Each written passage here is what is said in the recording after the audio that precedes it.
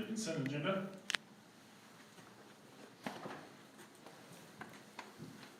There's a list of approval of donations I'd like to speak to. There were numerous for Reality U, which is a program we put on at the schools for the children to get some interactions with, well, the way it says it's reality, so it's really good, and we have a lot of local businesses that contribute to that, and the FFA Boo Bash Cattle Show. There's a lot of financial support for that too, so I'd like to thank those individuals for those contributions.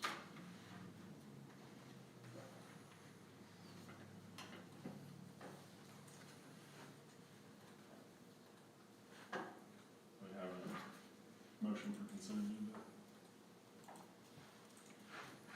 Motion to approve the agenda as amended. Second.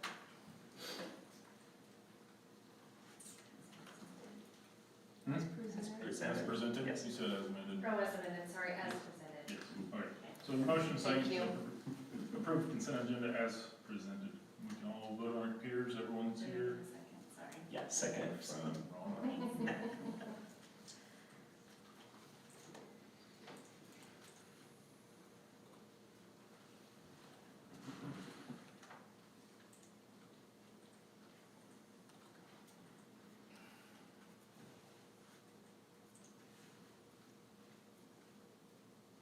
Motion passes.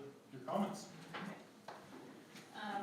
Well, I just thought I'd let you all know, I was in this board meeting room, 2.5 weeks ago, had a meeting with Mr. Marshall and Lindsay Graff regarding the determination of homelessness of my daughter, Brenda Wilson. I have. Ask you not to speak directly toward what might be seen as confidential. Okay, so, would you like for me to stay for an executive session? If you would like to talk to us in generalities about the situation or policy, we would love to hear it. An executive session would take a motion between one of the board members and a second and a vote. There's a spot at the end of the meeting for, could be possible with executive session.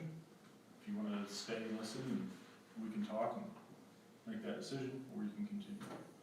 Okay, let me just say that there's a lack of communication between what's going on here. And I've been more than transparent, and I think that you probably want to talk to me in executive session. On written communications? Any? Don't see anything in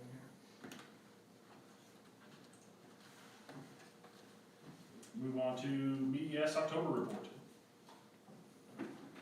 Questions, comments for dollars report?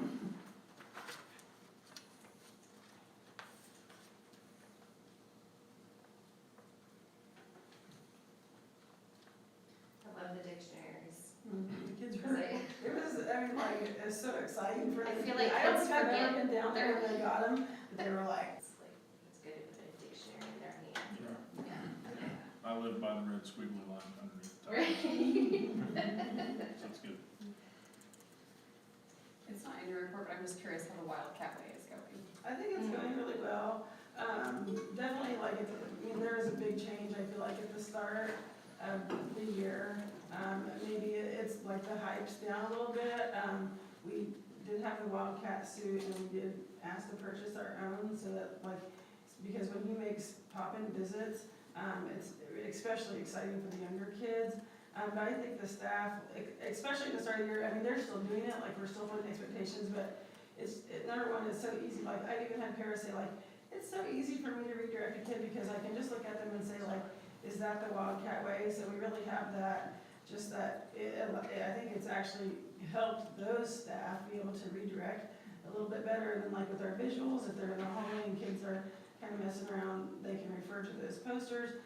So our plan will be, like, when we come back from a break, we'll kind of reestablish those. I mean, I think there's a few, like our lunch room one, we feel like maybe we change our verbiage up a little bit just based on the cues that we give the kids. But I think overall, it's somebody to see, like, as these kids, as we start with the younger kids and move them up and have those expectations. I know, like, we've really cracked down on, like, line order and getting quiet before we come in, some of those things. And I definitely think our kids are traveling more calmly in the hallways, and so all that's been a plus for sure. Good. That's good. I did hear from a parent that said their preschooler was like, but that's not the Wildcat Way, Yeah. like at Yeah. home, and so. Yeah. I know the pledge as well now. Right. Yeah. And that's one thing, like, I do a lot with the kids, because we change the pledge, and we say, like, I'm safe, I'm respectful, and I'm responsible, so like, if kids get a Any other questions, comments for elementary? Move on to Burlington Middle School, October report. Our parent-teacher conferences probably is a little bit closer to 80 because we did have some email communication there. One piece that we were missing this year that we've had previous years is an opportunity. I will say on Wednesday night, instead of getting out of there about 7:45 or 7:50, we were walking out at about 7:15, which was a huge change with time-wise. So that would probably be one of the updates is we're closer to 80% than the 76% that I had when I submitted this. So I thought that was a pretty good turnout. And then of course, Reality U was awesome. We had some married couples tell their spouse that they were going to start taking the bus because they were out of money, and they returned their. The presenter said, you know, just the behavior of our 8th graders there, I mean, was just phenomenal. They did a great job. So very thankful for Crystal Ecken and putting that on. How many kids do you have doing the industrial arts? We're about 30 kids. About 30 kids. Mine loves it. Was happy to see that. Yeah. Back Yeah. going back again. I forgot to ask you, Jarla, but feedback from staff and parents on the way that conferences were restructured this year. There's a few parents that I talked to when they came out there like, hey, we were really on time this time. Like we didn't have to, they weren't waiting for 3 other parents to finish. I mean, we were pretty much on time.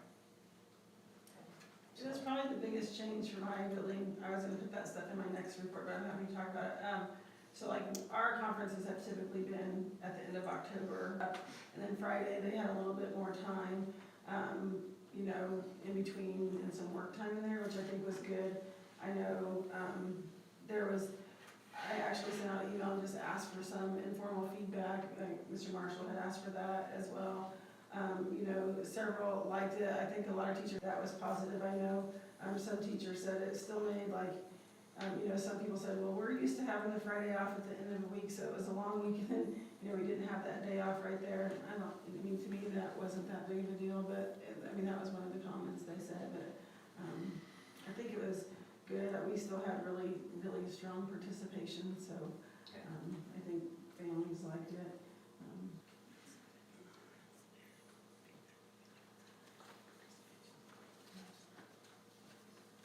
Any questions or comments for the high school?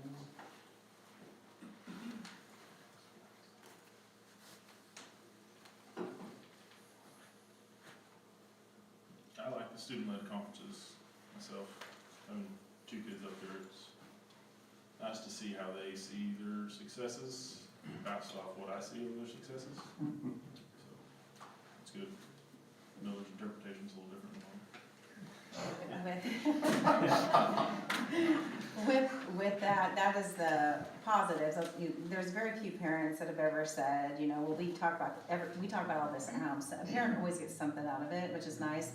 And that conversation changes to the spring because that's really goal-oriented towards the classes and towards their individual plan of study. And so as don't have parents that come, and this is a CAP activity, so we are finishing up the list of the last few kids to give there, so that they do know that an adult cares and that listens and what their future is important to us.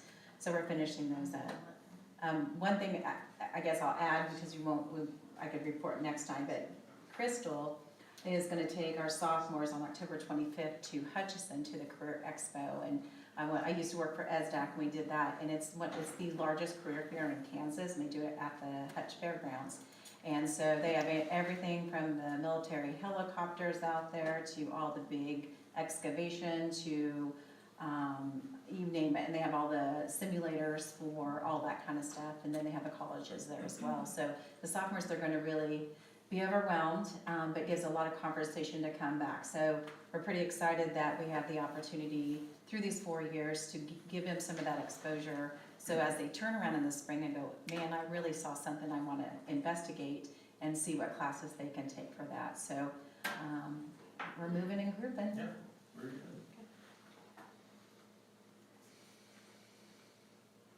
Okay, if there's no other questions for high school, move on to special ed. The biggest thing to report that you guys usually are interested in is staffing, and we are staffed very, very well right now. And probably even more importantly than that, we've had over 29 new hires to start the year, or since we've been started, and we've only had one of the new hires that has left us, which is amazing, because usually we would have a lot more, and we've only had one current, like, returning staff member that has left us. So we are staffed very well, as well as retaining staff. Yes, sorry, we're all wanting to knock on wood, but so that's awesome. The only certified position that's currently a hole is the Spanish language pathologist position that we've had now for 2 years.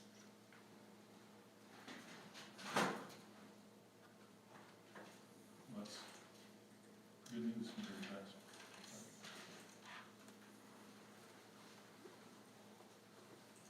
Any questions for Lindsay?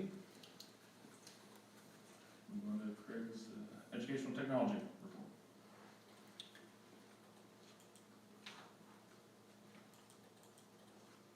Looks like there was questions for us at the end of it.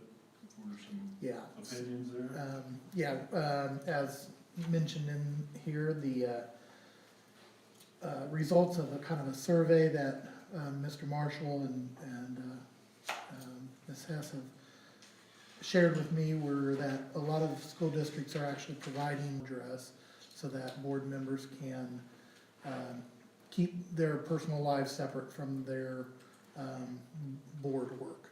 So both of those, we would be interested in, and it could be as a whole group or individually, as you wish.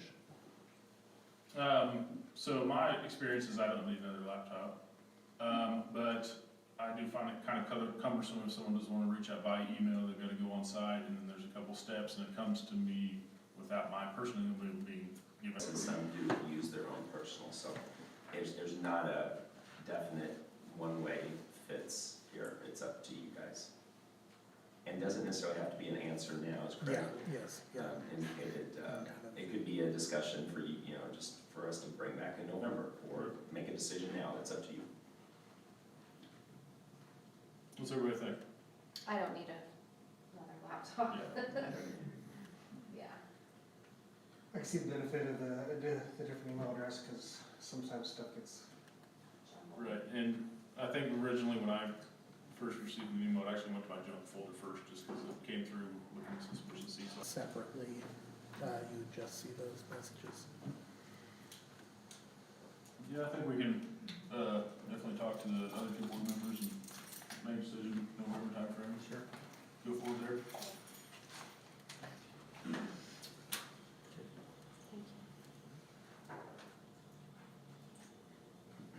Any other questions or comments for technology report? Move on to superintendent's report. We have had a busy 2 to 3 weeks here with organizational reports. There's a bunch of different reports that have to occur called the PBR, Principals Building Report, the SO66, that's a superintendent's organizational report. That's a lot of information, data gathered by secretaries, principals, tech department, central office staff. So again, I want to commend everybody for the work that they do, and it helps us obviously with student counts and for funding and so on and so forth. So big kudos to everybody involved in the organizational reports. We have a half-day staff development coming up here on October 16th, and then a half-day of just a workday scenario, teacher workday, because we're at the end of the 9 weeks, believe it or not, guys. It's hard to believe we hit the quarter goal, so anyway.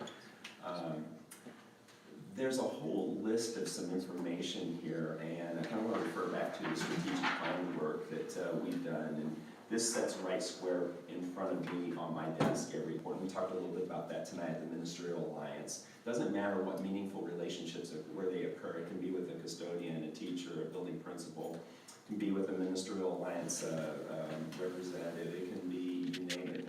It just, that meaningful connection and relationship piece is so important. You know, on September 18th, there was a social emotional learning in service with BHS focused on, again, social emotional learning pieces. The middle school, they really focused on trusted adult survey to make sure all students know they have an adult in their corner in the building to connect with as needed. The elementary school is just doing a great job recognizing students for positive character traits, the focus on the Wildcat Way. I hear Wildcat Way in the hallway. When I'm in the hallway, I say, remember the Wildcat Way, or that's not the Wildcat Way, or that is the Wildcat Way. You hear the staff talking about it, you hear the kids talking about it. You know, the strong academic foundation that's in place, again, with our Curriculum Leadership Institute. We're gonna have a 5th Monday coming up with Stacy Bruton coming up here, a 5th Monday coming up, I think that's the 29th, is it? Of October here, and Stacy will be here with us for about an hour, and actually the 30th, I'm sorry, the 30th. And I will send that email reminder out to you guys.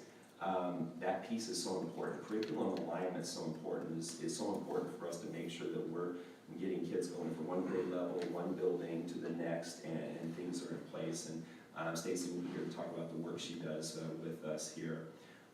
There's also many different things. I could go on and on and on. That strong academic foundation, we talked about CLI, work-based learning experiences, even coming through even more.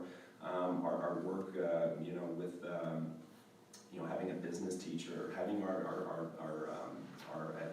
at the high school, and then having our shop teaching classes back with again, our 2 evening retreats in September as well. So at this point in time, I'm going to kind of introduce Sydney Goldberg. She's here. She asked for some time to talk about the Coffee County Justice Center project with our board. I want to just commend Wade Bowie and Sheriff Johnson for their communication and their connection with us in regards to how this is all going to unfold and how we're just going to work together and make this happen in regards to the upcoming project. And again, I really appreciate Wade and Tom an awful lot, and we'll deal with things as they arise. Darla has been involved in those conversations, as well as Margarita Solano, Brad Griffin, and we know we're going to have some, you know, things pop up, issues, bumps in the road. We're going to make it work, though. We're going to make it work because that's what we do. So, Sydney, I'll let you introduce. I'm sorry, is it Warren? Yes. Warren, your last name again? Moody? Warren Moody. He is also involved with Sydney, with River City, correct? Yes. Perfect. Yeah. Hi, everybody. Welcome. Yeah, thanks for having us. We're excited to be here. I guess I don't have this stand up, but, okay, so we are, excited to begin coordination on this. I'm gonna start with a little bit of a project update, but before I even say that, we are committed to coordinating however necessary with you all. We have great appreciation for what you do, and so, you know, certainly with the elementary school, we're committed to that pickup and drop-off window. We've been aware of that from the get-go. Yeah, but anything outside of that, just working with you all, we appreciate your flexibility. This is an important project as well, and it's exciting. That being said, Warren's here with River City Construction. They're your construction manager on the project. Could not ask for a better construction manager. Great communicators, so I'm confident that coordination will be easy and you know, ahead of schedule. The project itself is out to bid at the moment. So bids will be opened on the 19th, which is 2 o'clock. Yep, 2 o'clock on the 19th. Thursday. We're excited about that, and so once those bids are opened, we'll kind of compile everything, bring it all together, obviously take it back to the commission for the kind of final go-ahead. And then Warren, do you want to talk a little bit more about the schedule? Yeah, I can pass this out. There's 9 of you all here, so I actually made 9 copies. Take this just for your own use. We have a logistics plan, and we call it preliminary schedule. It's not a full-blown schedule yet, but you guys can look at it as you want, as you wish. We bid the project this coming Thursday on the 19th. We'll spend several weeks reviewing scopes from all of our bidders, filling in holes when we need to, if we need to. The short of it on this schedule, if we start construction, if everything goes as planned with our bid, right after Christmas, we'll break and run. So, and it's about an 18-month schedule. We just pretty much put this together right now, just showing how we're gonna get, the new law enforcement center building, enclosed. I know we got like a 6-month window, 7-month window to, fit it out on the inside. And we show a placeholder for, the new, or the existing courthouse renovations as well. So, Sydney had mentioned this, I know we're building right next to a school. There's gonna be times in the morning, times in the afternoon, and maybe other times, we just have to coordinate. We are gonna be, we are building right next door to you. No way around that, but, with communications key, knowing the time where we cannot shut or be on that road, that's easily relayed to our subs. Probably our biggest, hurdle, but, there's a lot of masonry on this job, and, coordinating that work, we'll just say on the west side, that's the side that faces the school. We'll pay extra attention to that, and, we've done this for a long time, it can be done, it's easily done, we just gotta communicate. Do you want to talk a little bit about the perimeter as well? Well, yeah, we plan on a construction fence, fully enclosing the site. Our primary entrance into the site is gonna be from the Osho, from the north. There's an existing, paved lot there, the first paved lot, as you're coming off the ocean, we plan on leaving that as long as we can, just to get us out of the mud and stuff like that. It'd be a good place for, smaller subcontractor trailers and, lay down, we call it. But that'll be our primary entrance into the site and out.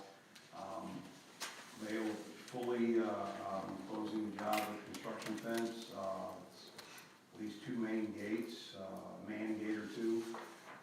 And, think about the Jersey barriers along that side, like you see on the side of the highway, just sort of separating, the edge of our construction. They show us exactly where the saw cut, at that saw cut line, we'll put Jersey barriers plus a fence, in case something happens, somebody, loses it and runs, so they don't run into the site with their car, so. But yeah, it's, we foresee no problems with this, as long as we communicate with, the folks, with the, principal, and I don't know if she's here. Hello. Yeah, Yes. yeah, we'll be talking. And, I will not be the full-time, I'm overseeing a project manager and superintendent. You may have met the superintendent, Brian. I don't know if we did some work out in front of your old school this summer. Yeah, Yeah, so, I don't know if you talked to somebody, maybe, it was probably Craig, I guess. it was, okay. We'll So anyway, be introduced, so, will that communication just be directly with you, for coordination on any timing that, that we need to be, that'll be directly with you, awesome. But And- directly with her, but we'll exchange numbers and we'll make sure that everybody has cell phone numbers. Yes, Okay. and before I leave tonight, I left my cards in my car, which is right outside, so I will grab those before I leave. I've got your email too, so I can share Okay. that, I can share that with everybody and they'll just put the information. Yeah, absolutely, but yeah, any questions we can answer, that's what we're here to do. Sounds good. I'll leave you my card too, Okay. so, Sounds good. you can call me anytime. Okay, sounds good, thank you, appreciate it. I have a question on the green block representing where the addition will be. Mm-hmm. That's not the actual footprint, or is it? It's not gonna go all the no, way to it's the not the road? actual footprint. Okay. No. Okay. Yeah, I think, so if you are curious, you can go to the county's website, and the bid actually has the drawings that show there's parking on the west side, diagonal parking there. So you can see the actual building footprint that way. Yeah, we got lucky, if I can say something. Yeah, absolutely, go ahead. So we got lucky, so we thought to begin with that the west edge of our new building was going to be, the very west edge of the parking lot. But we were able to let the state farm marshal say, listen, you've got a brick building that you're building, right next to, you can be 10 foot away. So we chose to be 11 to be safe. So we're gonna be 11 foot away from the existing structure, which moved that 21 feet, you know, to the east, giving more space on the west side of the building.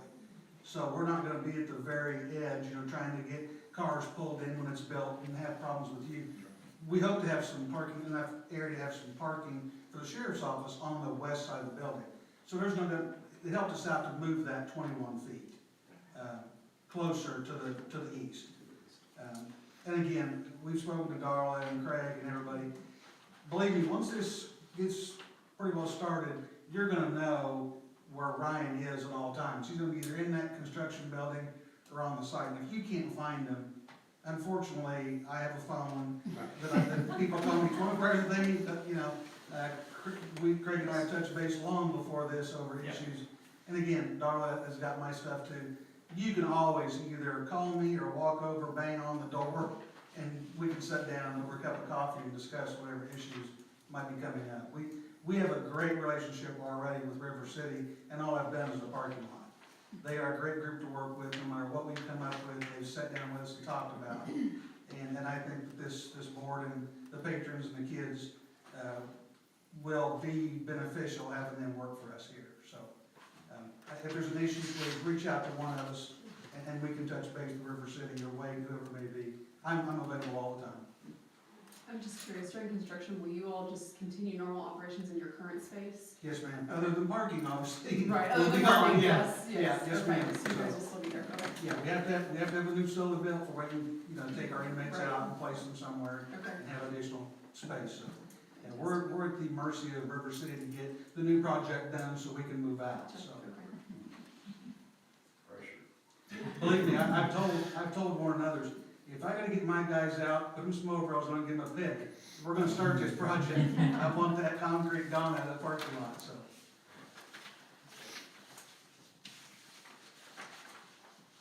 Okay, any other questions or discussion? Thank you all so much for coming, we so appreciate it. Yeah, I mean, we appreciate the good relationship building with you all, and working with Darla and Craig, and, I mean, our parents. Right. It's been, you know, Yeah, I think absolutely, yeah. Some of the line of communication will be just curiosity, because we have It's your community. 400 kids in there and Yeah. many more parents. And Yeah. much as I like that we can keep the communication open with Darla, I want her to be our building principal first and foremost, and then help coordinate, so reach out to Craig too. Yeah. He's not doing anything during the day, he can go. I think this is on that plan we shared, right? Yeah, okay, will do. And we'll be back to give some updates periodically, but yeah, please always reach out. Feel free to share my contact info with Sure will everyone. do. Thank you. Thanks, everyone. Thank you. No problem. Thank you. Use my card too. Nice to meet you, Mr.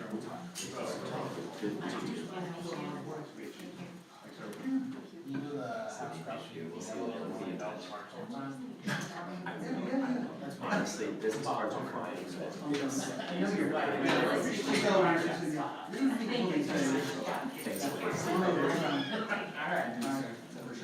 Okay, I still have, believe it or not, I still have a couple more items, and we're gonna, good news on this next one here. I wrote a Jones Trust grant, Walter and Evan Jones testamentary grant for the VHS welding shop renovation. We talked a little bit about this and an addition. We were fortunate enough to receive a $250,000 grant from them. That's going to be able to help cover some of the cost of this addition and renovation, but it won't be able to cover the whole cost. Not much has been done to the welding shop area in 44 years now. Having said that, we also, over the summer, Jody and Taylor and myself met with representatives from Flint Hills Technical College, and I've mentioned this to you and kept you guys informed. They would really like to create a partnership of some sort with our welding shop, and be able to use. They're basically out of space, and they've got waiting list for the students to be involved in their welding program. They would like to be able to come up with some sort of partnership in some way, shape, or form, whether it be summers, weekends, evening classes, so on and so forth. They've had discussions with us in regards to that possibly happening. They can can't levy a bond issue, if you will, for a facility, because they just don't, they can't do that as a college. Now, they can accept donations or something along those lines. But what they can do is to help us with this project, they can help us with staffing of the facility, or they can help us with equipment, because there's grants, Carl Perkins grants that are specifically for career and technical education. They can help us with the equipment and then the staffing, like in the evenings, the summers, the weekends, things like that. The potential is there. But for us, again, I'd say more importantly, for our students and our staff, a renovation is very, very important and very needed for this area. So with that being said, just some preliminary information that we've received from Clark Simpson, our architect. He believes that this would be about a $1 million project. You're dealing with improving lighting, improving electrical, improving HVAC, and added expansion area for restrooms and locker space, an added area for equipment, for workstations, for the welding booths, and so on and so forth. And this is something Julie Carden has been involved in the discussions as well with us over the summer. So with that being said, and us having some discussions about this during the retreat evenings in September, to be able to do a project like this, we may be looking at something kind of like what we did for the 1 mil for 5 years for our science room renovations at middle school and high school, the gym renovation, and then the additional money that we didn't spend for the first grade wing renovation, where we had about $350,000 approximately left over to be able to use that in that first grade wing renovation. We may be looking at something along the lines, like I say, of a 1 mil for 2 years. A mil for us generates about $546,000, give or take a few dollars, again, exactly from the county. And it's interesting, I asked Casey and Angie at the county courthouse and some information on tax information, what the tax implications would be. Basically, they're the same. They're exactly the same as what we do when we did the 1 mil for 5 years. So basically, it's $11.50 a year on a $100,000 home. You know, unimproved ag land would be about $30 a year on property with a value of $100,000, and the commercial, industrial, or improved ag land would be $25 a year on property with a value of $100,000. So those are exactly the same dollar amounts for tax implications. It's just we would be doing, you know, this 1 mil for 2 years specifically for this project. And again, I'm going to stop talking here and let you guys give some thoughts here on a possible project like this. Well, I can tell you in our retreats that the weld shop looks exactly like it did when I graduated from high school in '99. It's small. It needs HVAC renovations for the equipment that's in there. And welding programs, I think, around this part of the world are growing pretty exponentially. So I would be in favor with starting the idea of publicizing the project and moving forward to make a decision later, obviously, but start the idea and start the conversation. I definitely support it. I agree. You know, we also have the concern of not having an appropriate changing room, restroom in there for females. You know, when it was built, it was just for the boys. Yes. So, you know, we need to correct that, and so that's part of it. But, I mean, I think it's a good time to start talking about, like you said, you know, just, you know, we did the 1 mil for 5 years, these are the projects we did, we want to do 1 mil for 2 and do this project. Talking to the public about it. Yep, get the information out there and let's get some feedback from the public. So with your permission, I'll start to I'll probably get with Katie and get an article in the newspaper for that information, start the ball rolling. I'll probably start talking with some different groups, different entities in town, and just start sharing some thoughts on what we're thinking about doing. We have a window, again, it's a 40-day protest, or, you know, you would put something out in the paper for this. You have 40 days protest it. There's I can't remember the percentage, I'm drawing a blank now. I want to say it's 10% of the voting public. 10% of the voting file a petition and sign off on it saying, no, we don't want this tax increase, then we could say, no, we're not doing the project, or we take it to an actual public vote. So that just kind of an FYI, as a 40-day window. With that, we probably need to be going sooner than later, especially if we want to try to do this project in the summer, because there's going to be construction crews that'll start, that'll start booking up here pretty quick, and we'll need to get bids out and so on and so forth. So we'll probably try to get pretty aggressive on this, because I do really believe it's needed. I think you guys have seen the need there, and you're very much right. The welding is huge. It's incredible. We have a lot of kids that are going to different welding schools, whether it's Flint Hills Technical College, whether it's colleges after when they're here, with us at Flint Hills Technical College, or whether it's after high school, they're going to, I think there's a program in Nevada, if I'm not mistaken. I mean, I think you could keep this, I think you could have a class in that shop every hour of the day in high school, and you're gonna need 2, maybe 3, I don't know how many. Well, there's again. Jody, how many teachers you gonna need to staff that? I mean, Well, we have classes in it every hour except for one right now, but not all of her classes are welding. So when she teaches like animal science, they wouldn't necessarily be using the shop, so. well, I think if you're gonna invest that kind of money in that shop, there needs to be something going on. I agree. Yeah.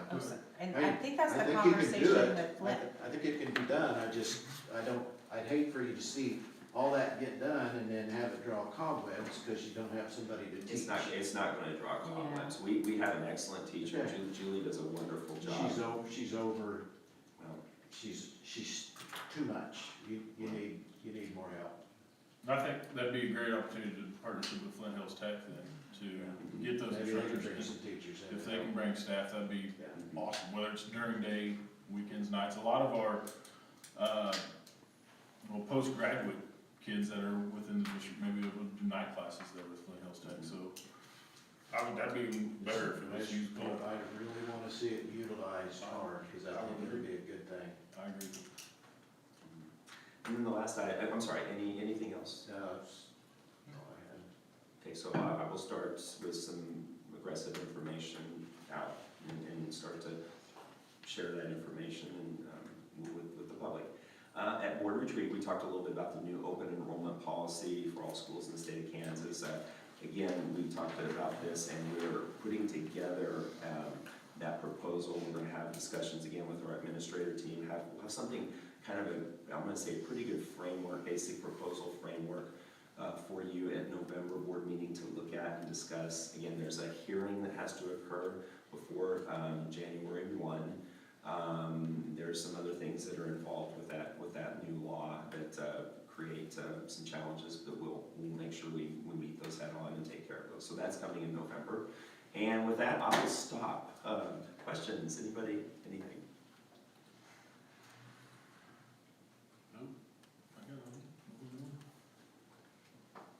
Thank you. Yeah, we'll move on to board member reports. Anything to share? Anything to come up? Is this area that you want to do the executive thing, or you want to wait till Yeah, that 9? Yeah. Or 9, Yeah, okay. that's what I was thinking. We'll move on to insurance bid. Okay, Kimberly is terrific. I just got to start out with that. She is so helpful. Insurance is a challenge, just your own personal insurance type stuff, but when you put together a school district bid, it's pretty daunting. And so she is terrific to sit down and discuss and go through different things with us. Again, just can't say enough good things about Kimberly and Angela at Trust Point. There were 2 different bids that we did have. We had one from Trust Point and then one from CVIZ. You have that information there. I did invite both if they wanted to come and speak on their behalf in some way, shape, or form. Tom McGuire at CVIZ said, no, thank you. Be okay just letting our information speak for itself. Kimberly typically comes here, and so I'll turn it over to Kimberly. Thank you. Well, thank you, all of you, for your time, and thank you for those kind words. I will echo the same sentiments. Craig and Christy are top-notch and amazing to work with. First off, I think everybody here knows me, but my name is Kimberly from Trust Point, and I have supplied the EMC renewal bid with some options this year. Our base bid came in at $367,615. And if you will recall, last year we took a 24% increase on the renewal, and that was most of property. And also, if you recall our discussions last year, the reason that we were taking half of it last year and half of it this year is because we were trying to get the buildings up to 100% insured to value. And when looking back and researching why our buildings collectively as taxpayers were lower than where they needed to be, is because years past, and this was before Craig, before me, the school district went out for insurance bids every year, and they would use the same property values that were standard in the policy as the next year. So that's where everybody was bidding off of, and so you had to stick to those values. But that really could have endangered the school district in the event of a claim, because if you didn't have that property value where it needed to be, it could have cost a significant loss. And so that's where we were working with EMC the last several years to bring those values on your most heavy line of coverage, which is property, up to that 100% insured to value. And with this renewal, they're at 100%. And remember that your buildings and your personal property are all under a blanket. And that blanket is now over $100 million in value with this renewal. And with that, EMC, their minimum deductibles for property with a blanket that high does jump your deductible, all peril, up to $25,000 from what it is right now at 10, and your wind hail to $50,000 versus 25 to what it is now. So one of the main offers that I bring you to help alleviate that on the property line is what we call a deductible buy down for wind and hail. It's a separate policy that we go out to a large insurer, which is, we've all heard of Lloyd's of London.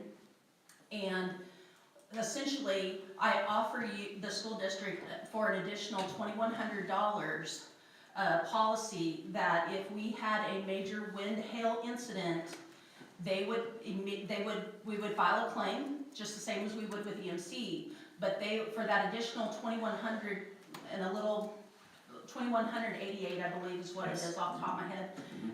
For that amount of money, they will buy down that wind hail deductible by $25,000 per occurrence.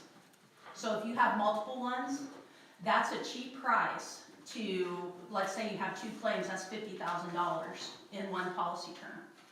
So I offer that as an option for the board to consider as well. Now, another line that did increase this year is your linebacker coverage. This is your directors and officers coverage. The board's decision-making liability and employment practices coverage.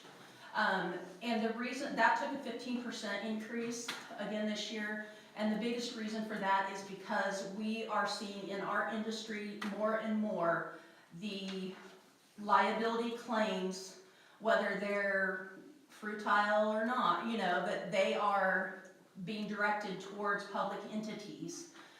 We've seen it right here in our county with Coffee County and others, that people are challenging, even the city, that people are challenging those public entities and the liability.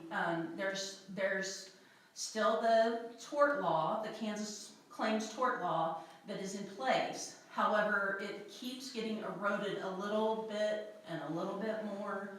And so that's where the challenges and the claims that we're seeing, that all of us have to have that skin in the game. That's why that increase.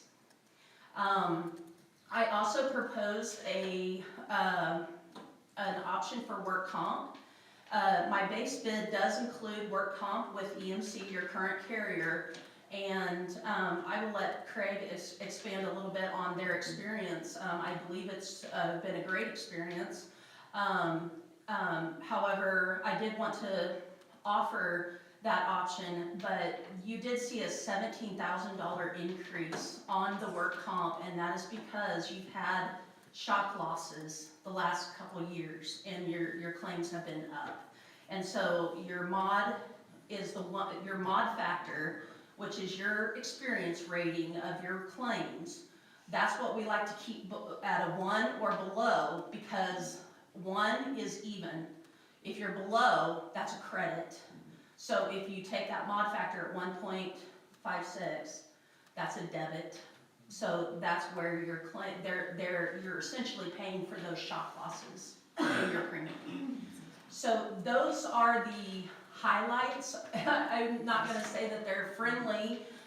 It wasn't pleasant to receive it myself, but again, Trust Point's here to help you, whatever we can do for you. And we do not take your business for granted. We are just as much part of this community as you are, and we appreciate your business as well. And I'll stand for questions. There's also, like I say, a list, if you'll notice on Kimberly's presentation, oh gosh, I'm trying to think, it's the additional coverage options on that document. There, the wind hail, which she mentioned. And again, it's all at the board's, obviously the board's decision, but it's $2,188.81. If you have 1 or 2 events, then obviously it's worth every penny. If we don't have a wind hail issue, yeah, we spent that money, and good that we didn't have one. But anyway, that could be one that you might want to look at adding on to that coverage. The other one's the boiler and machinery, self-insure your mechanical breakdowns. That was not something I would recommend at all. Adding cat backers is additional insured on that, not recommended at all. They need to have their own insurance. Crime and fidelity piece, we did not feel like discussing with Kimberly, that was a need. Going to $3,000 deductible on comprehension and collision for the vehicles, that would save $1,713, but that's not, in my opinion, that would not be a recommendation I'd make. I think we're where we need to be with our workers' compensation, really do believe. You could increase the umbrella limit from $1 million to $2 million. It's going to cost you $1,358. That's a maybe. And then back to work comp and going, there's another quoted coverage from American Trust Insurance Company. And Kimberly does a great job. She goes out and looks for other companies, and she does kind of that cost comparison analysis for us for different companies. We could go with this American Trust Insurance Company, and we could save $8,547, but about 3-4 years ago, we went away from EMC, and it was, help me with accident fund. It was not good, guys. We got out of it after a year. Their customer service was not what we would expect. They did not take care of our employees in a timely manner. EMC is a little more costly and expensive, but yet it makes a difference when you have an issue and your employees are taken care of. So I guess with that being said, there's 2 areas that you could possibly add: the wind hail buy down policy and the umbrella going from $1 million to $2 million. Kimberly, did I miss anything on that? No, actually, that was perfect. Kimberly's a good teacher. She teaches me well. Thank you. So I don't know if you have any thoughts or any questions on those 2 areas. And just one thing, if you give me the liberty to just add a little bit more here. The other reason the property went up is with a rate increase is because of unstable conditions of property in the insurance industry currently. As we all know, we've seen catastrophe events, weather events and otherwise, in Thailand, Florida hurricanes, the California wildfires, even the wildfires in Colorado. And we have had at least three major, for our state standards, three major weather events just here in Kansas. Great Bend had softball-sized hail and ruined, or just had tons of property damage with that. And so you have all of this playing in where these claims need to be made. A insurance company cannot pay claims unless they're profitable, obviously.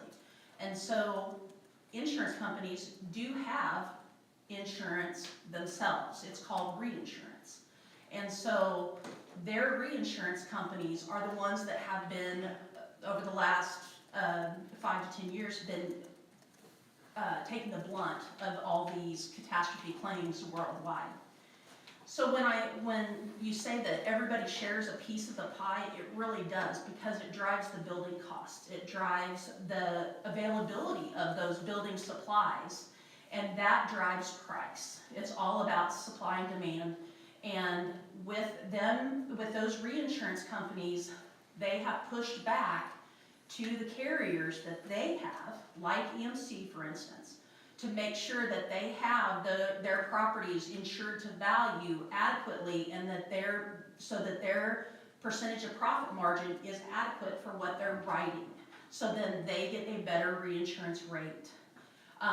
Just like our competitors, they have the same situation. You're probably seeing this with your homeowners policies. You're seeing anywhere from 20 to 40% increases this year because of that volatility on the property side of the industry.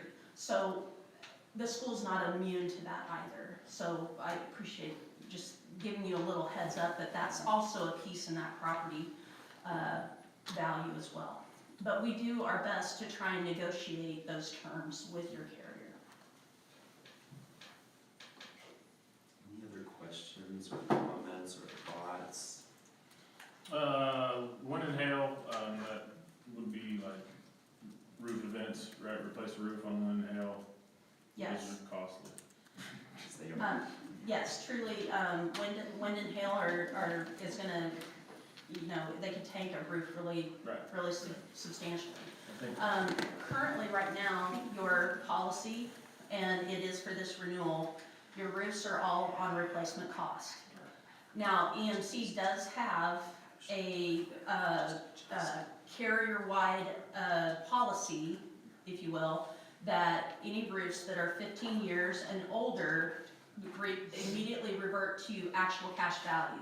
So what that means is they minus the depreciation out of it. And so the elementary school is the one that has, the building that has the oldest roof right now. It's at 14 years. So you've got 1 year with that. You've got 1 year and on that still on that replacement cost, so that's good. And then, so let's say that roof in general terms is worth 30 years. You would still have 15 years of claimability, if you will, on that roof, but you're only gonna get that 0.5%. Yeah, exactly, when you go to replace that, Now, if there's a claim. remember, the high school was done in 3 phases, and it's 8 years, about 8 years approximately, 8 years old. The middle school, just, oh gosh, time goes by here quick.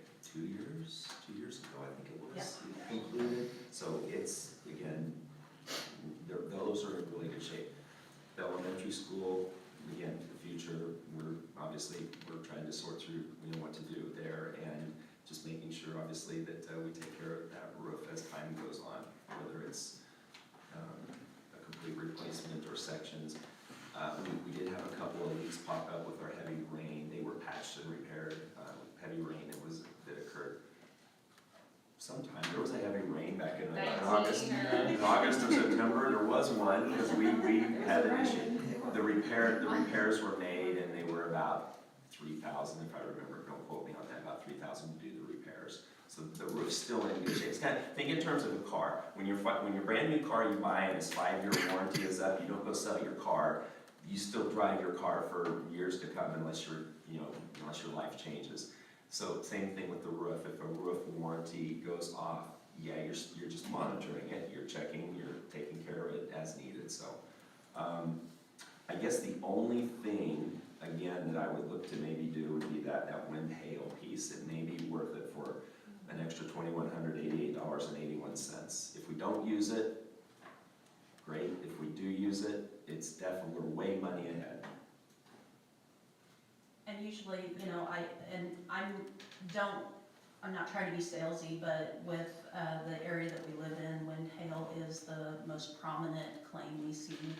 And it's not a matter of if, it's when. So that's why I recommended it. It's pretty salesy.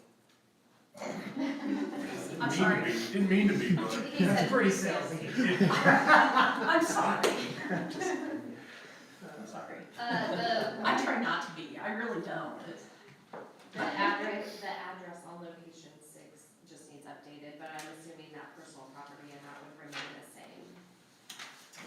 Location six. Is that correct? I believe location 6 is the bridges Yep. program. Yes. Because it still has it at 1415 South 6, so we would just need to update Is the that not location. right? But, Right over here. yeah, Oh. I assume You'll the be property, because it's just the personal property inside, so I just assume that would stay the same, but just so Correct. that I we did have so the. many updates, I Yeah. decided to stop. We'll get you that new address, Okay. and Lindsay can get that to you. Thank you for catching that, thank you. Yes, thank you. If we do change that amount, there would be a motion to approve insurance bid from Trust Point in the amount, it'd be $369,803.81. $369,803.81 with the additional wind hail deductible at $25,000.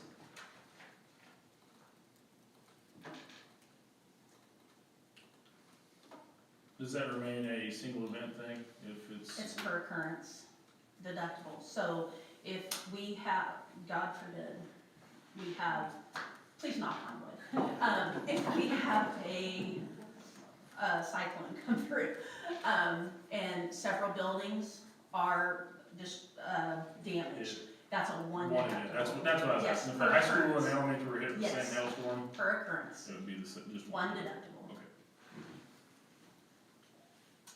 Looking for a motion on this? yeah. Okay. We'll make a motion to approve the insurance bid for Trust Point, the amount of, what's the higher number? 369,803, 369, 803, 803, yeah, 81. 803. I'll second. All right, That's why I think. all right. Then we can all vote on You it. got that number, Jen? Okay. She had it before we. Yeah. That's cheap insurance for something like that, for 25,000. Yeah.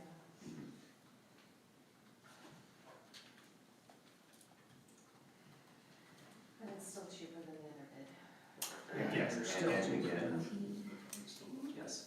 And that was another. Yes, and the customer service is way better. Yeah, I took that. I say Kimberly and Angie are terrific to work with. They've got our numbers, we've got their numbers, and we are always in communication as needed. Motion passes 5-0. Move on to concrete bid. Thank you. Kim. Thank you, Kim. And thank you, all of you. Okay, this was something that we looked at our board retreat, and this is the area around the baseball and softball fields that is that drop-off landing area there where right by the third base dugout for baseball, first base dugout for softball, to create a concrete area there and a place like for handicap parking and a drop-off area for those that are either in wheelchairs, strollers, crutches, walkers, whatever the case might be, as well as a number of those other safety areas for warm-up areas where, again, fencing, we put fencing up as well as and concrete those areas in. This amount, in talking with Jeremy Huguenin, the dollar amount that the cost for concrete is off of last year's concrete bid, because they will be looking to do this here in the months of October and November. And he will quote, he said, I will be happy, I will quote the concrete bid price from this past summer. Now, we'll have some other concrete work potentially that we'll do later. That will be a different number. It'll be more expensive for the summer projects, if you will. But this will lock in the previous rate. Yes, this will lock it in, and then they can look at, their idea is to look right after Halloween to start on this project and get this done. So it'll be in preparation for this March, April, May for our spring season. And guys, if you haven't been out around the baseball, softball fields, oh my goodness, soccer, evening soccer, they've got the lights on, they're playing soccer, little kids football, it's amazing what's happening out there. And I think if we can get some organization and help for that parking piece, I think that's gonna help out a lot for safety, because there's some 3-inch rock, as you guys saw. Those are ankle twisters, ankle breakers, it's not safe, it's not easy, but that's the big rock they were using when they were doing the construction project on the turf. So I don't know if you have any questions on this. Again, we have a certain amount we look to do in concrete. This year I've budgeted for about 200,000. I would still, in my mind, I'd be taking 200,000 minus the 71,820 amount.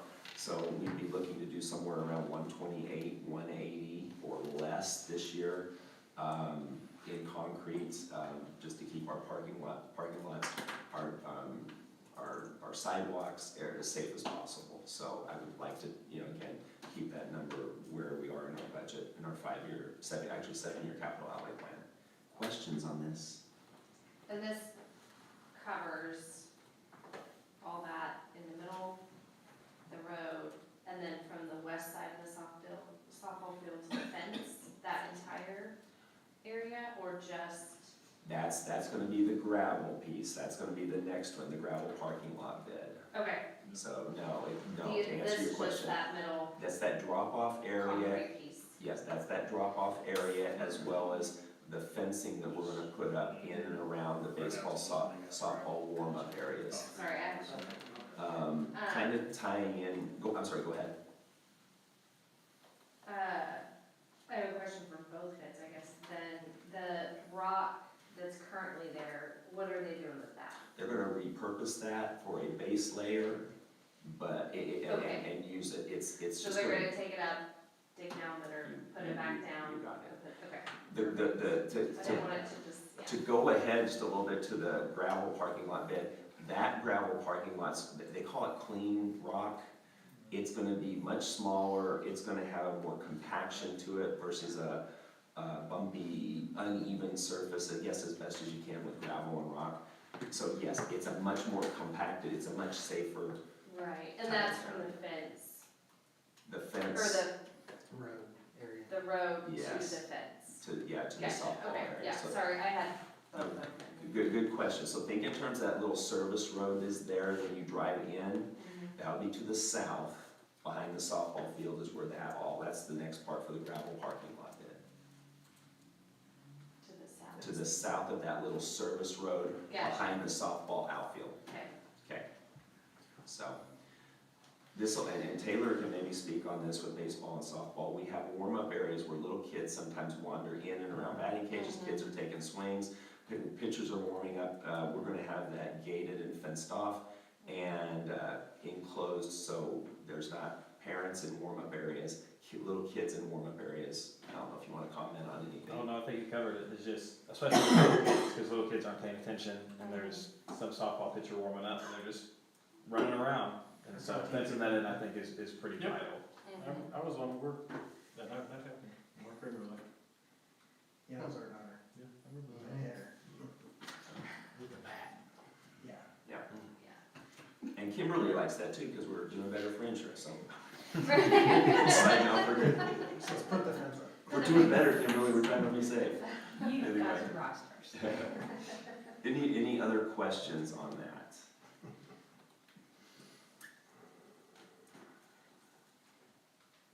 I do appreciate that you're pulling that out of the 200 area. And deducting, because it just makes us have to increase that. Mhm.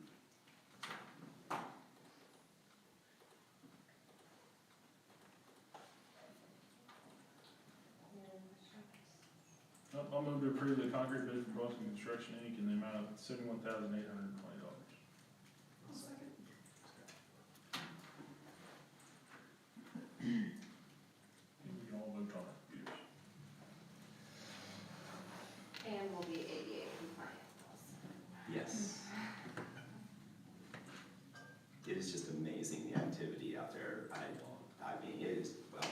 nodding your head, so Oh, yeah, you we're all have done for football every your Saturday. football, soccer, it's just incredible, it's always busy, and the lights are on, it's, Motion passes 4-1.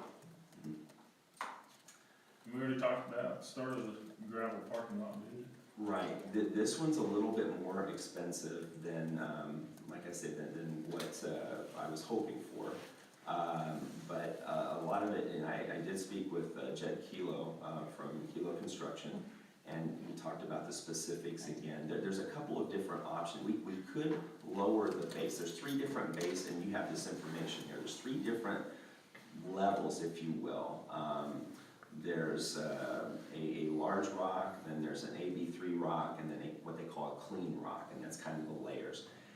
In visiting with him, he said we could change some thickness or depth of rock. In other words, if we went with 3 inches of AB3 rock instead of 2 inches of base rock, and we changed a couple of those,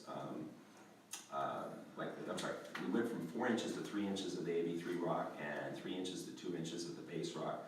We would cut down about $13,000 off that price.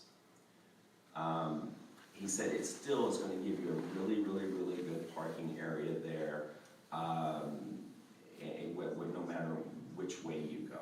You're going to save again about $13,000.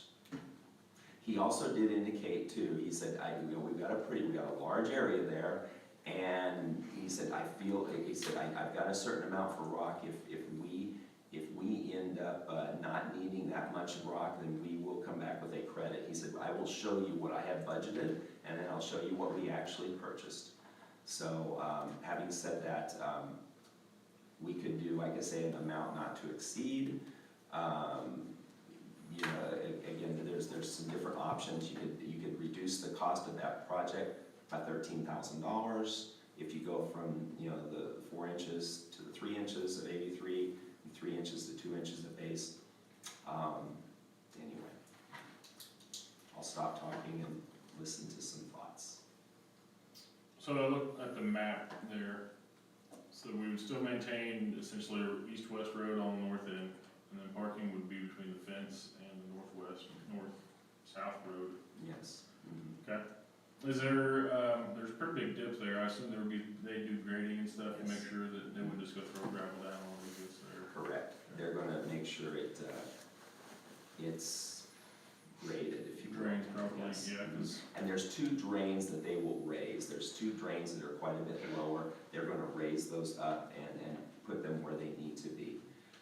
He did say your drainage is pretty good there, so he said if you do this project at either one of those 2 options, you should have a very long, you have longevity with this project. It's not like you're gonna have to bring in rock every other year to put down. So, anyway. And we would stripe the gravel parking lot. We would go in and stripe it so that there would be parking stalls there and have some organization. Try not to have just the willy-nilly parking, if you will, out there, for lack of a better term. We would stripe it so that there would be, lines and people could park. would there be any, like, parking blocks, like, nothing? Yeah, interesting, we actually talked about that today. We might do that in certain areas. We'll just kind of have to wait and see. We do have some that we sold and some that we still have in storage. So we will kind of look and see what makes sense there. No drainage out there at all from the field? No issues with drainage, no. Actually, the field, the softball and the baseball field all drain out behind the baseball center field. All the drainage heads that way, so it's not an issue. Good question. I had a patron say that they came in on the road that's marked B, and they get into C to the drop off, and they have a hard time turning around to get out. Is that gonna be any better with this? I think it's gonna be better because we're gonna have the spots organized and marked, and we'll create turnaround areas there that will be sufficient for cars to be able to maneuver. Another positive on this too, that will be very helpful, what I'm gonna say is overflow parking scenarios. So we'll be able to put, for example, we have track meets and we have 20 buses here from 20 different schools. We'll be able to park them out there behind the baseball, softball field in that area. If we have wrestling tournaments, we can park buses there. We can use that area for parking, for overflow parking at big events. Football games, buses could park there, and so on and so forth. So it'll be helpful, for just general parking for baseball and softball, but also for bigger events. I have 2 more questions for you. Sure. And I'm sorry that I waited until the day to ask, but the road up that's labeled B, will that be widened a little bit so there's enough room for two Yes, guys? we're gonna look to do that. Good question. And then 3 is, I don't know if we should cheapen up the bid if you're gonna be parking heavy buses out there. Cause then you're gonna, I'd hate to see it be wet and you run a bus over it and then, oh, we should've went with the better rock, cause now it's all rutted up. So, For $13,000, guys, again, you can what do you think? save it, but does it make sense to do it? We've tried to do things right, and I just don't like redoing stuff. good point. It's gonna include signs about liability and softballs. Yeah, cause you're parking Yeah. right out there. Yes. Excellent questions. Any other questions? I agree with Ron's comment about the saving money and if we're driving large buses on there. Even the teams that come there will drive their bus through there, so it'd be better to have a bigger base. And at some point in time, again, we'll look to budget parking, I want to say to the north of that service road, depending upon the need. We may, again, create a gravel parking area there. It's probably going to be of similar cost, maybe a little less expensive, but we'll kind of scope out and see how many spots we have with this new project, and then see where we stand with the parking area to the north of that little service road, and see where we are. If we do expand it, let's put another entrance. Because So we're not just one entrance on it. that's a really good point. We sure could do that possibly. I think the county or the city could work with us on a culvert and an entrance there. They've done. I think there's a culvert to the north already. I think you're right. Okay. Other questions or comments?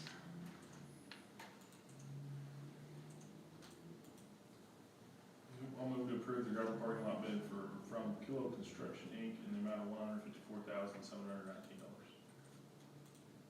I'll second.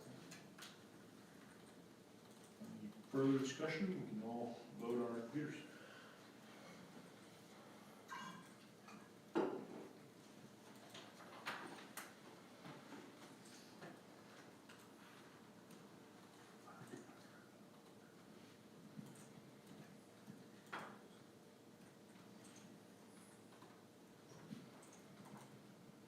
Motion passes 4-1. Move on to BHS trophy case bid. Okay, this is something we looked at again at our retreat.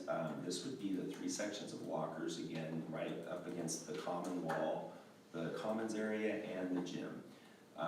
These would be custom-built scenarios there to put, again, trophy case displays.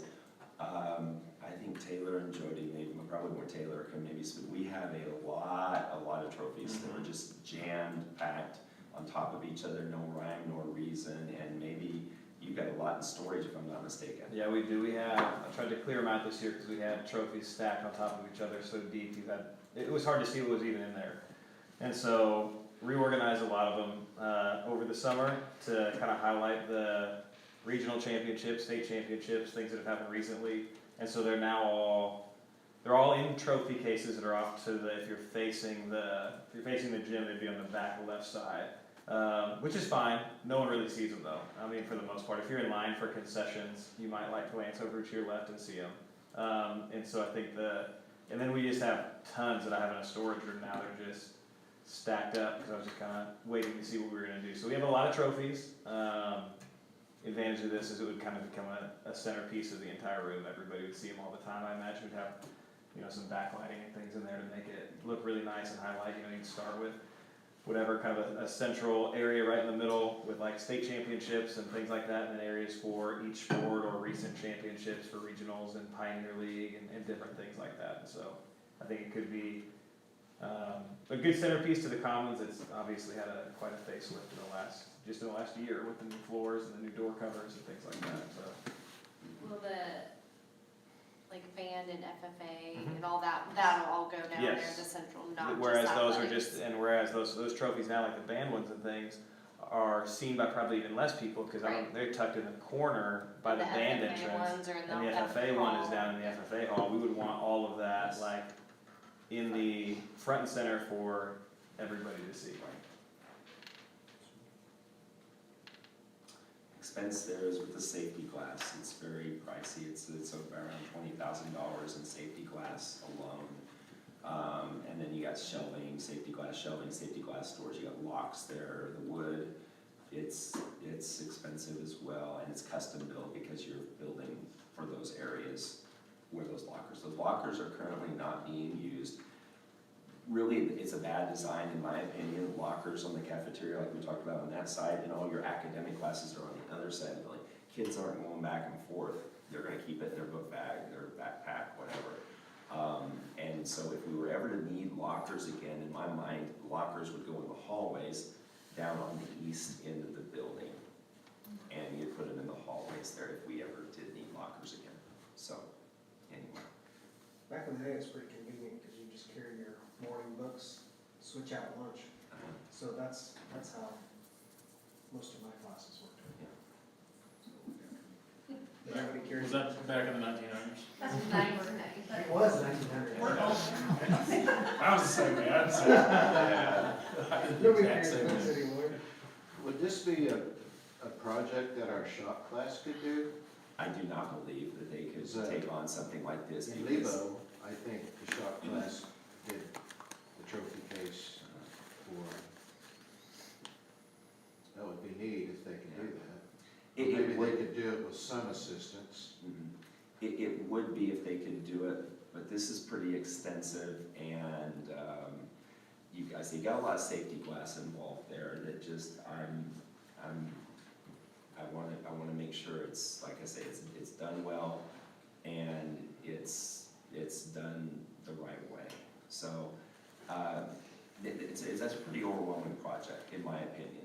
It's not just a, it's just not a trophy. No, actually, this could be done in time for, like over Christmas break. It looks like over Christmas break. Yes, and so it could be, a lot of it would probably be built on site in a shop area It's not and something we can transported. do during school because of the cafeteria. Mhm.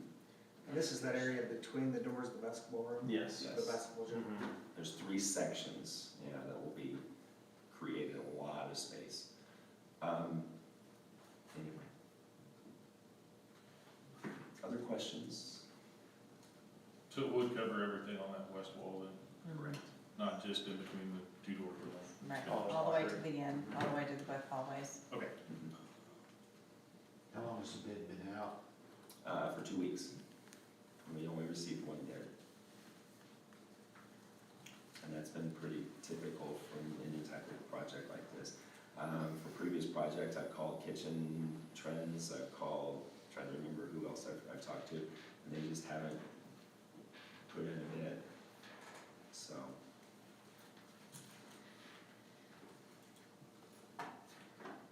Other questions that you may have?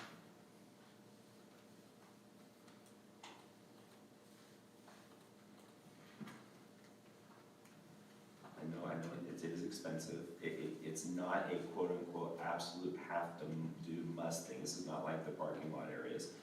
But, our trophy cases are just jumbled with all sorts of different awards. And it's hard to, I say, I can't even tell hide nor hair on, the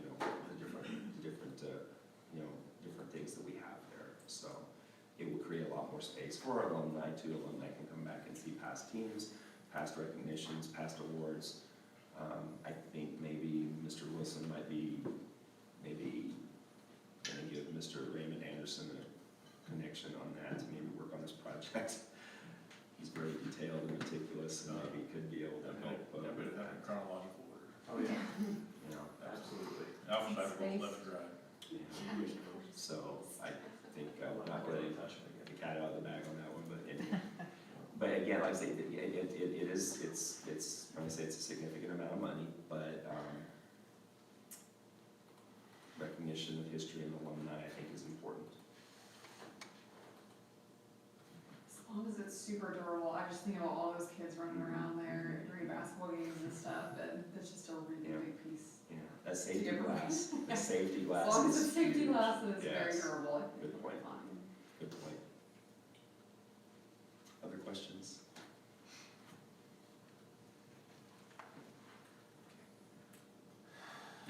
Yeah, I'll make the motion to approve the VHS trophy case bid for Great Plains Design Center in an amount of $63,119.63.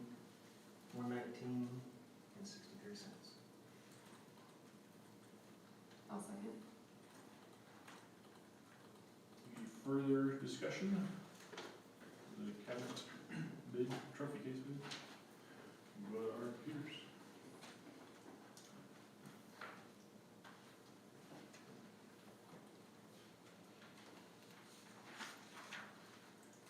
Have you got any ideas what to do with the lockers? Not yet. Not yet. We, honestly, we have 2 kids Two this kids year that use a using them. locker. And, again, we have a hallway space down in each, those hallways down there. I think it really would take that, I can do a survey of some sort to see if they were closer, would they use them? Because with their backpacks, their computer bags, and there are some benefits to having the lockers closer to them. They might use them, but I think it's just a survey to see that if we were to repurpose them, and I don't even know when we pull them off, what that looks like, so. I think we'll hold on to them and figure out if there's a purpose for them, like a So, repurpose. along that, Great Plains is, when they remove them, they're gonna be gentle enough to be reused, is that the understanding? Because they're attached to the wall, you just undo bolts and screws, anyway, I'm sorry. Motion passes 4-1. Either possibly repurpose some of them and sell maybe some of them too, that's more so what I was saying. Oh, yeah. Put them somewhere else, but Mhm. sell them to someone that can use If them. they could be used potentially in the, I'm gonna say the welding shop, There you we go. need potentially for locker space there. Yeah. So we'll hold on to them until we see we either need them or we don't need them, and then I can try to sell them to colleagues on a list or superintendent's good. list or email group that I have, so anyway. Okay, thank you. Move on to the Curriculum Coordinating Council appointment. This is a very simple appointment. I think Ron served on this, and really, there's not that much. You're not involved in meetings, you don't have to attend meetings, but just if there's something that pops up, we can have that board member. It's part of the bylaws, so, anyway, to have a board member. I move to approve Ron Hess as the board representative for the Curriculum Coordinating Council for the 2023-2024 school year. Second. Thanks. Quick second. Mhm. You can vote on it, Such Peters. a great help last year. Nothing came up really, Mhm. so this will be the year.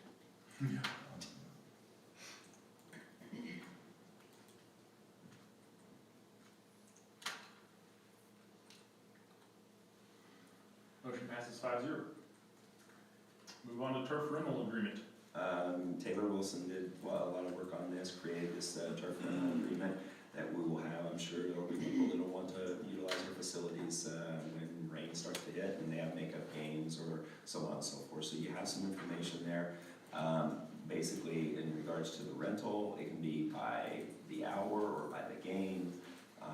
There's some flexibility there, and there's a document there. I don't know if you have any questions for Taylor, but it puts something in place for us to use if we have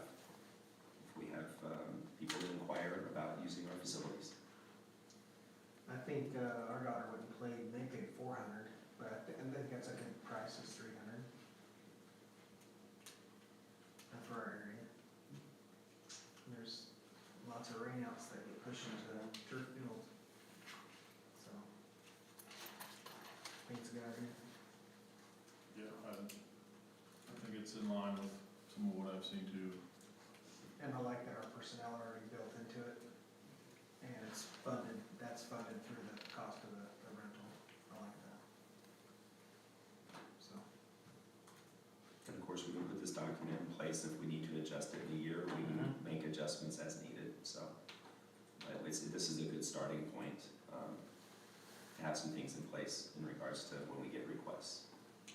And this is, I didn't see anything in there as far as, you know, if somebody else is needing it, like the rec center, and then someone else comes in to want to rent, the rec center's gonna get priority over that outside. Yes, absolutely. Perfect. That's Yep. perfect. They got money in that already.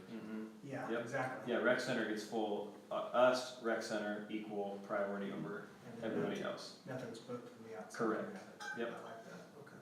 If I communicate with Trevor and Scott at the rec center before I approved anything to be rented out to any other organization. Is this something that needs to be voted on? I didn't see it at the top, anything at It the is top. there. Should be there now.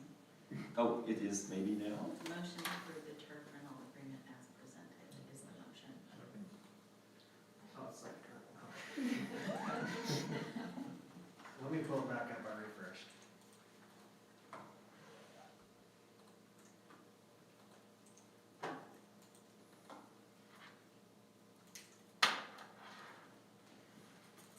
Okay. We ready? I'll make that motion to approve the turf rental agreement as presented. It's like,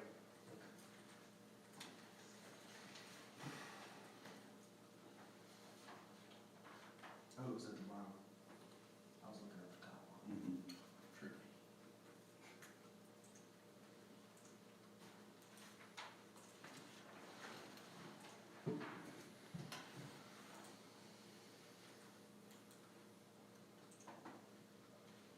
Motion passes 4-1.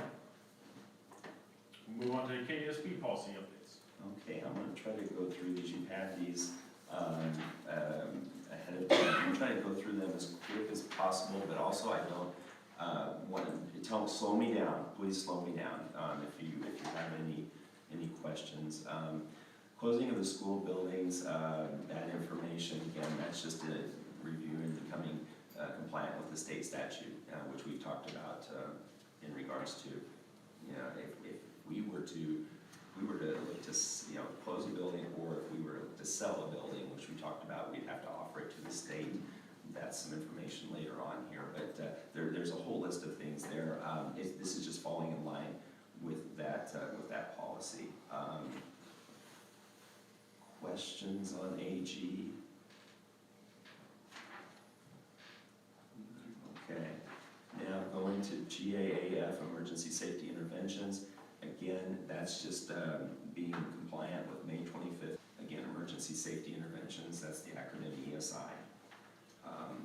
Again, there's just, I say, just some wording there just to become compliant with those state statutes.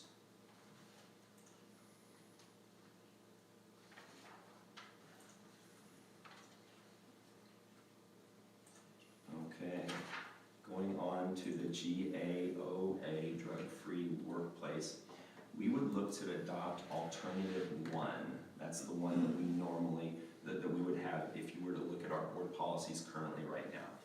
KASB offered alternative 2, and that would be for larger school districts that have maybe like boys clubs, have different entities in their buildings in regards to this scenario. And talking with Angie Stahlbaum at KASB, she said really your alternative 1 is what would be best fit Burlington. So again, that's the reasoning for alternative 1. GARID, military leave, that's just updated to align with applicable federal regulations. It just falls in line with, again, regulations for military leave for potentially for our staff. There are, I think, just a few changes. Continue to employer-sponsored health care for up to, now it's 24 months. So if we were to have a military leave scenario, we would sponsor their health care for up to that 24-month time frame. And then there's just some very basic wording changes there, if I remember correctly. And again, slow me down if I'm going too fast, otherwise I'm going to keep rolling. Reduction of teaching staff, that's GBQA, if we were to ever be in that situation. There's a list of things that we would look at. Things that would be included would be, again, included in that discussion or determination of educational goals and needs participations. Training, skills, evaluations would be a part of that decision-making, and in regards to decisions that would be made in regards to staff if we were to ever have to do a reduction in teaching force.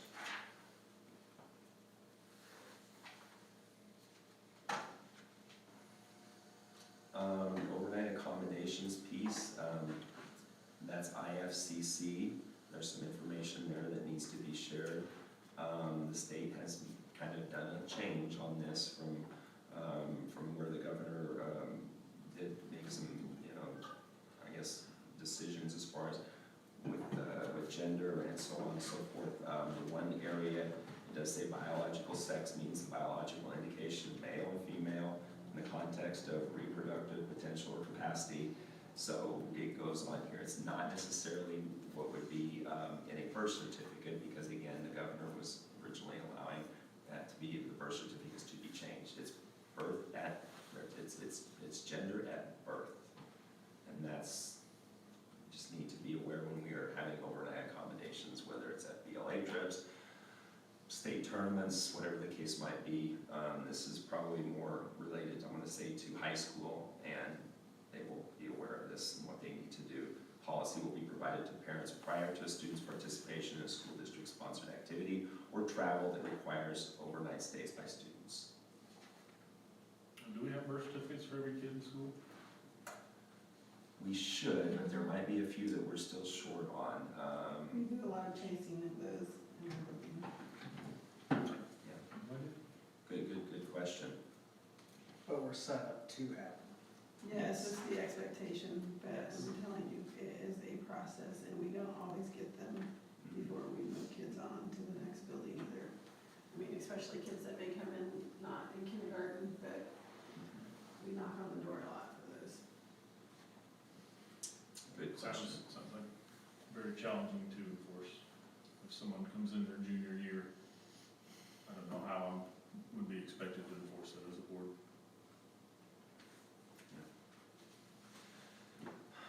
Yeah. And I think the legislation was pretty silent on that. They just wanted to check this box. But yeah, we'll have to have policies. The enrollment piece on JVC and JVCC, we will not be adopting those areas now, because again, we're going to be doing that when we have our hearing before January 1. So JVC, JVCC, that information there is still being worked on by us as superintendents as well as KASB. So I'm going to go ahead and just kind of go through that, just kind of flip through those. There will be some of that will be familiar in a policy that we start to put together as we move forward, and you start to see some information in November.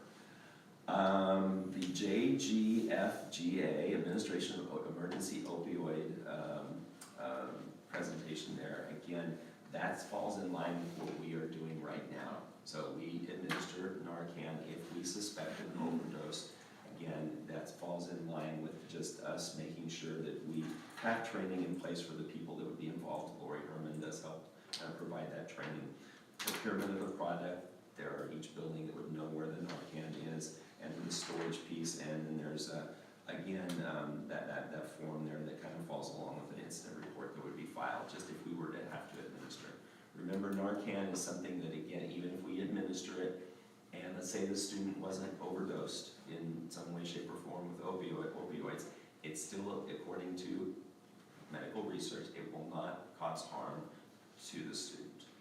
So, having said that, that's just that information on that policy, JGFGA. Questions? Okay. Going on with JH, student activities. Again, this is just to reflect the changes in the state law regarding participation in student activities and athletics by homeschool part-time students. It was necessitated by the passage of the House Senate Bill 113. So it falls in line to meet those guidelines. There's one part in here that we would want to look at, the adding or eliminating activities. So administrative recommendations to add or eliminate specific activities, we can either do a shall or may be considered by the board. However you would like to do that. So if we were to eliminate a specific activity, let's say we were to no longer have Boy a shall be considered by the board or may be considered by the board. If we were to do something, I think you guys would want to know if we were to eliminate an activity of some sort. It would be my recommendation to do shall on this one, because I think you'd want to have a discussion on why we were eliminating an activity, and that would be brought to discussion at a board meeting. So I don't know if you guys have a feeling on that one way or the other. Was that just an eliminating, or it is adding or eliminating? Okay. so Add I or see. eliminate, I yeah. see. So if we had a proposal, let's say for, group one to have girls golf, that was a discussion a few years back. Again, add or eliminate. Shall or may, thoughts? I think shall seems to align. I mean, that is also, those instructors would be part of a negotiated agreement too. They're covered in their pay, so the board should be aware of what we're adding because it'll have to be addressed through negotiations. Shall. Okay. That's what I would do.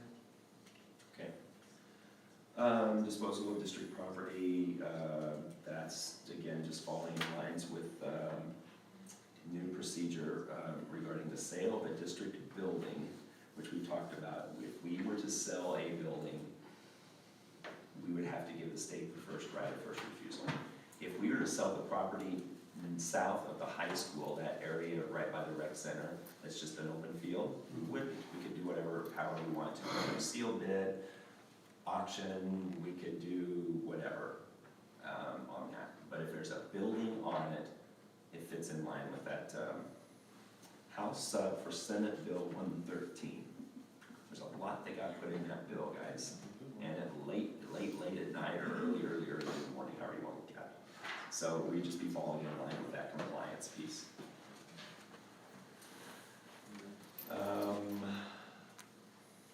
KN for complaints revised. This policy was updated just to clarify the role of appeal officer when the initial determination and formal complaint hasn't been appealed. So it's a wording type adjustment and just clarifying that role of an appeal officer if there is a complaint. And so there's some strikeouts there, just some adjustments that are very, very minor. It's more, again, wordsmithing, a little bit of clarity.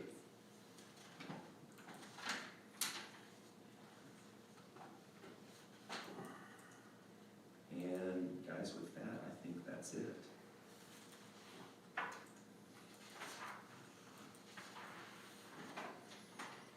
Any questions?